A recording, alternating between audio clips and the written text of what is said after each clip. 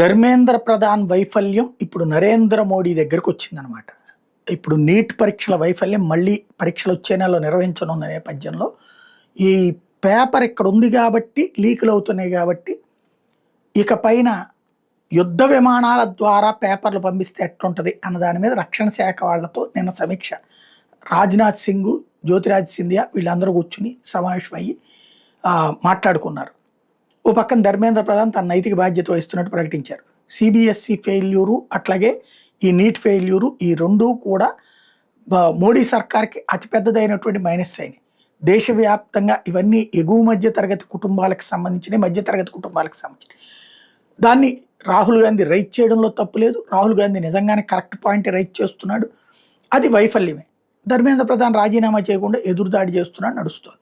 But Modi ఇప్పుడు ప్రధానమంత్రి కార్యాలయమే స్వయంగా మానిటరింగ్ చేయబోతోంది అన్నటువంటి వార్తని పత్రికలు హైలైట్ చేస్తున్నాయి.